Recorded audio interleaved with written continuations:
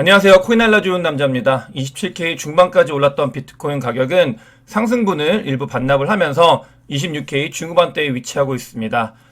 자리에서 비트코인의 가격이 가장 중요한 부분이 어디인지에 대해서 이야기를 해보고, 반감기가 6개월 앞으로 다가왔는데 이 시점에서 비트 고래들이 움직이기 시작했습니다. 과연 어떤 방향으로 움직일지 예측을 해보고 지표를 해석해 보도록 하겠습니다. SEC와 바이낸스 US가 계속 싸우고 있는데 급제동이 걸려서 SEC의 행보에 제약이 걸렸습니다. 중요한 부분이기 때문에 다뤄보고요.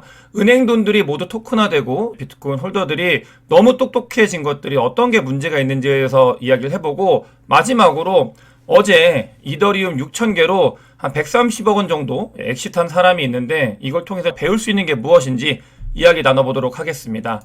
먼저 미국 국채 관련돼서 이야기를 좀 나눠보면은 10년물 이 금리가 고점, 예전 고점 있잖아요. 그걸 뚫어가지고 새로운 고점을 경신해 가고 있습니다. 많은 다툼이 일어나고 있는데, 그러니까 미국의 헤지펀드들이 미국 국채에 엄청나게 숏을 많이 베팅하고 놓고 있는 상태예요. 이거 같은 경우는 금리를 계속 유지하거나 추가 인상을 할 수 있다는 거에 베팅을 하는 거고, 미국 국채 가격의 하락에 베팅을 하는 거거든요. 이 자리가 많은 다툼이 일어나고 있고 앞으로 금리 향방에서 중요한 부분이기 때문에 좀 더 지켜봐야 되겠습니다.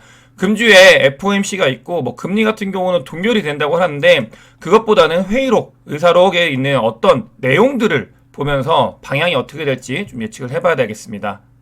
긴축이 계속 이어지면서 미국 경제에 관련돼서는 경기 침체 관련되어 있는 이야기가 나오고 있다라고 말씀을 드렸잖아요. 근데 실제로 지표를 봤을 때 기업들이, 그러니까 도산을 한 거죠. 이런 도산을 한 기업들이 많이 늘어나고 있다고 해요. 2023년도에 큰 폭으로 상승을 하고 있고, 이 같은 경우는 서브프라임 모기지, 금융위기가 있었던 2008년도, 2009년도 때만큼 상승을 해가고 있다. 경기 침체 관련되어 있는 이런 지표들이 계속 올라가고 있고, 아까 미국채 계속 상승을 하고 있잖아요. 그래서 위기가 이제 나타날 수 있는 가능성이 있다.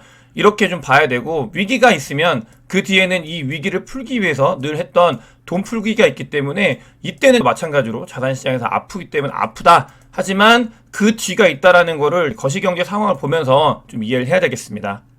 본격적으로 코인에 대해서 좀 살펴보면 비트코인 가격은 27K 중반까지 상승을 했습니다. 이렇게 올라갔을 때 27.5K에 있던 이 매도벽이 더 두꺼워진 모습을 확인할 수 있는데요. 27.5K, 그 다음에 28K의 이 매도벽들 어떻게 뚫고 가는지를 봐야 되고, 이렇게 올라오면서는 보라고래가 이 상승을 주도했고 그 뒤에 물량을 던지면서 26K 중반대로 내려왔다라는 걸 볼 수 있고, 가장 중요한 자리에 대해서 말씀을 드렸잖아요. 이 가장 중요한 자리는 숏텀 홀더들, 그러니까 6개월 미만 비트코인을 매수한 사람들의 리얼라이즈 프라이스가 중요한데, 이 부분이 27.9K에 위치하고 있습니다. 여러분들께서 이걸 꼭 아셔야 되는 게, 이 27.9K는 그 위에 있었을 때는 강력한 지지대로 작용을 하지만 밑으로 내려왔잖아요. 이런 상태에서는 강력한 저항대로 작용을 할 가능성이 있습니다. 어제도 27.5K에서 6K 사이 왔다가 맞고 내려갔죠. 27.5K부터 20.9K는 이 숏텀 홀더의 리얼라이즈 프라이스 가격이기 때문에 이 부분을 어떻게 뚫고 올라가는지 이걸 살펴야 되고, 다시 한번 말씀드리지만 27.9K는 중요한 자리다. 이 부분을 만약 뚫고 올라간다면은 추세가 전환이 돼서 상승을 좀 더 기대할 수 있는 그런 자리다라는 거를 아셔야 됩니다. 제목에서 반감기가 6개월 남았고 비트 고래들이 움직임을 시작을 했다라고 말씀을 드렸는데, 온체인 데이터 상으로 봤을 때 이 센티멘트 자료를 가지고 왔고요. 6개월 정도 남았을 때는 아직까지는 축척의 기간이고, 축척의 기간에 3분의 2 정도 지점을 지나거든요. 그때 항상 있었던 일들이 고래들이 이제 축척을 계속 이어나가고 있는 일들이 있었는데, 실제로 데이터를 봤을 때 이렇게 고래들이 움직이고 있는 모습을 확인할 수 있습니다. 이 부분을 봤을 때는 고래들은 반감기를 준비를 하고 있다. 이런 것들을 확인할 수 있고요. 다만 이런 움직임들은 단기적인 가격에도 영향을 미치기 때문에 너무 고래가 움직여서 모든 걸 준비하고 있다 이렇게 바라보기보다는, 그러니까 변수 중에 하나로 반감기가 올 때 고래들은 준비를 하는데 그 움직임이 시작이 됐다, 이 정도로 해석해주면 좋을 것 같습니다. 실제로 봤을 때는 리얼라이즈드 프로핏 로스를 봤을 때 그런 게 있잖아요. 과거에 가격이 많이 하락을 했을 때, 그러니까 엄청나게 빠졌을 때 요때를 그리면서 사람들이 비트코인이 내려가기만 하면은 무조건 이때로 오길 기다리고 있는 그런 사람들이 많이 있는데, 저는 의문이 들어요. 그렇게 기다렸던 분들은 왜 이때 안 샀을까? 이때 되게 좋은 기회였는데 왜 안 샀을지, 올라와가지고 왜 하락을 기다리는 건지 참 궁금하거든요, 사실. 왜냐면 같은 경우는 어쨌든 비트코인 가격이 25K 근처까지 왔을 때는 이제 매수를 시작해야 되는 자리라고 계속 반복해서 말씀을 드리는 이유가, 이 자리, 엄청난 하락이 있은 이 자리 같은 경우는 FTX가 터지거나 루나가 터지거나 대외 변수로 큰 일이 있었을 때 일어났던 일이고, 그 다음에 그때는 거시경제 상황도 너무나 안 좋았을 때 그런 것들이 겹쳐가지고 이렇게 빠졌던 가격인데, 그걸 기다린다고 하는 거는 변수로 너무나 많은 일들의 우연들이 일어나야 되기 때문에 저는 그냥 25K 요 라인 오면 또 기회를 줬잖아요.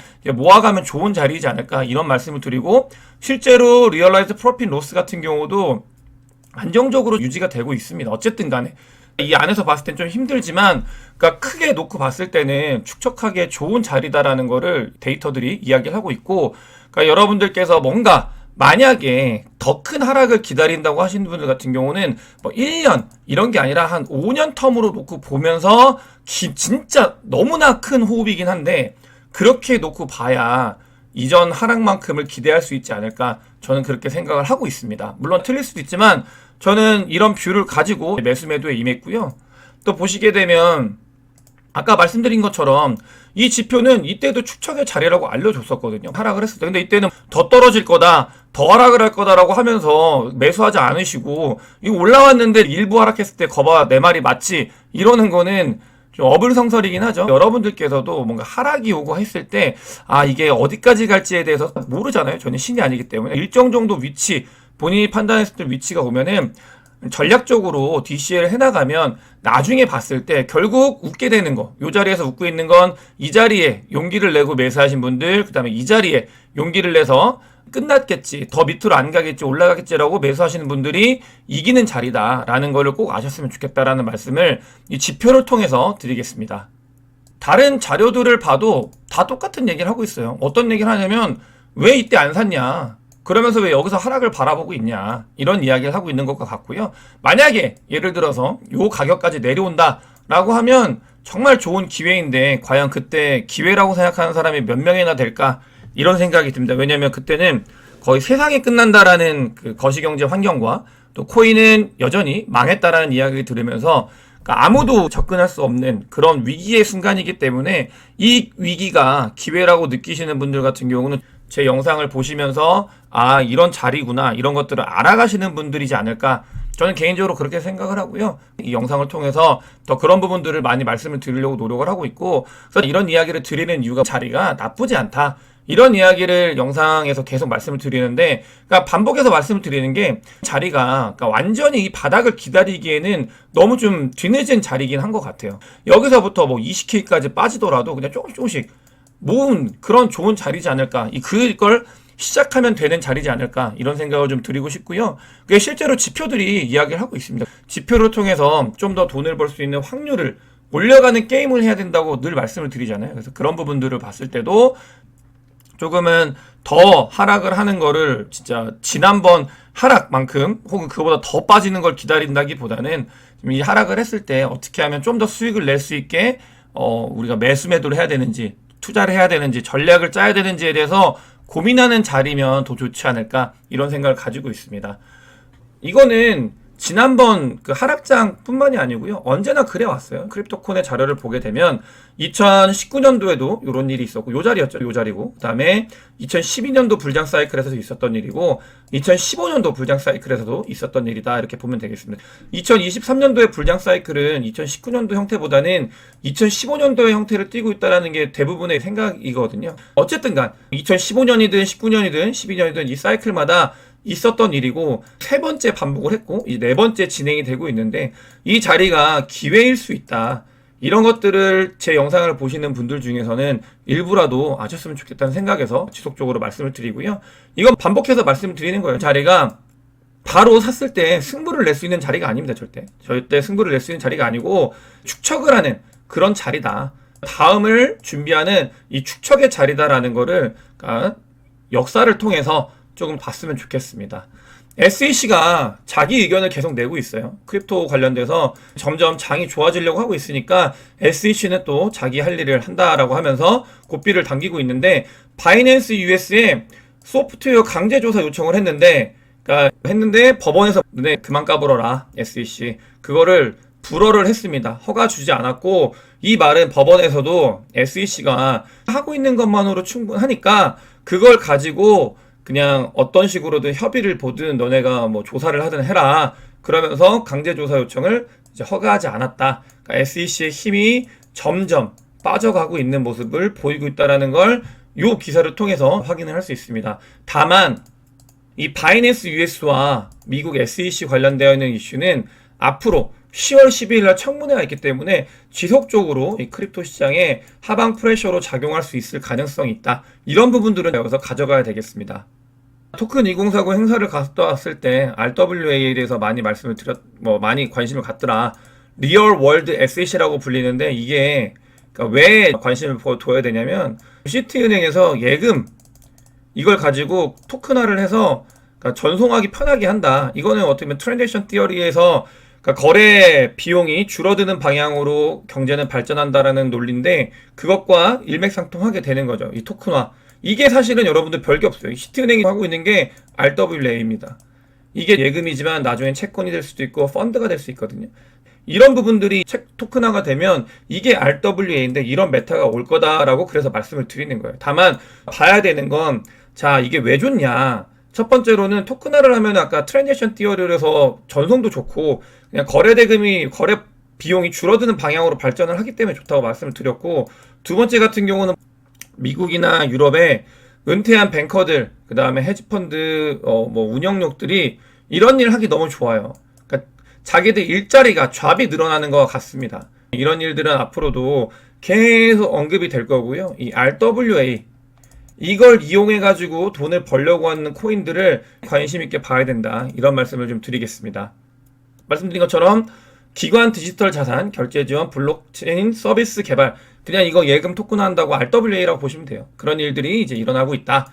세상은 모르는 사이에 토큰 쪽으로 계속 발전을 해나가고 있는 중입니다. 그런 것들을 영상을 보시는 분들, 제 구독자분들, 제 멤버십 분들은 너무나 많이 말씀을 드리고 있기 때문에 세상이 조금씩 그 인프라적인 부분에서 변해가고 있다는 거를 그래도 다른 사람들보다는 빨리 캐치를 하실 거라고 믿고 있고요. 실제로 그런 일들이 일어나고 있다.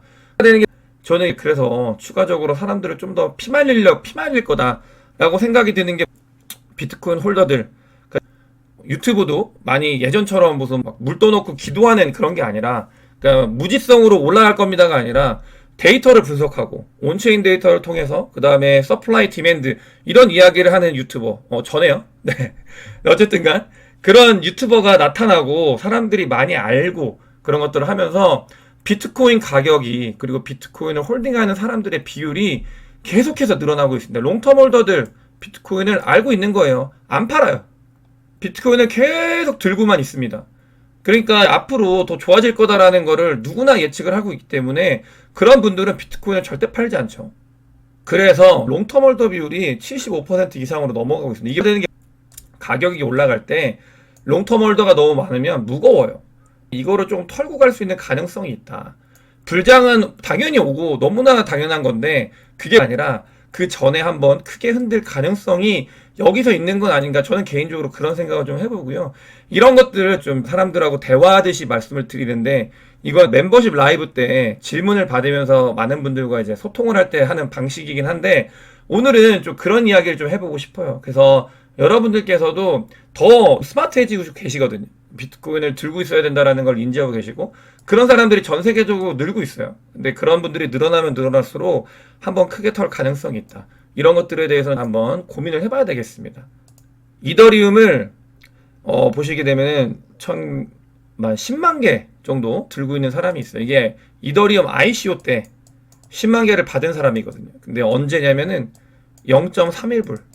이더리움이 0.31불일 때 의미도 없죠. 가격이 한 300원, 400원 하는 거죠. 이때 이더리움 ICO에 참여했던 사람이 7년을 존버해가지고 존버해서 6,000개를 크라켄 거래소로 보냈습니다. 6,000개를 팔면은 하나로 한 120억 정도 좀 넘더라고요. 120억 정도면 한 사람의 인생이 충분히 바뀌기에 훌륭한 돈이죠.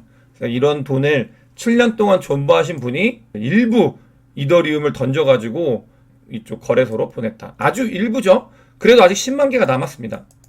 많이 있죠. 6,000개를 던졌다. 그래서 뭐 120억 정도를 수익했는데 저도 한때 몇십억 정도, 중요한 건 그건 것 같아요. 몇십억 정도를 번 것도 중요한데 그거보다도 이렇게 엑싯을 하는 거, 이런 것들을 배워야 되고요. 그 다음에 또 배워야 되는 거 한 가지가, 그러니까 존버하는 거. 저는 이 존버하는 건 제 스스로도 느꼈거든요. 힘들어요. 너무 힘들 거고 앞으로도 힘들 건데 그보다도 불장 때 존버하는 게 더 힘듭니다. 근데 어쨌든 간 존버하는 게 중요한데 그 뒤에 이걸 어떻게 잘 파느냐에 따라서 120억을 버느냐 아니면은 돈이 다 가루가 되느냐, 그런 차이가 있는 것 같습니다. 여기서 이런 부분들을 좀 배워야 된다고 생각이 들어가지고 이번에 120억 정도를 엑시트한 사람의 자료를 가지고 왔습니다. 중요한 건 존버와 중요한 건 잘 엑시트를 하는 거다 라는 말씀을 드리면서 오늘 영상 마치도록 하겠습니다. 영상이 도움이 되셨으면 구독과 좋아요, 많은 공유, 그리고 또 제 멤버십에도 많은 관심 부탁드리겠습니다. 영상 봐주셔서 대단히 감사합니다.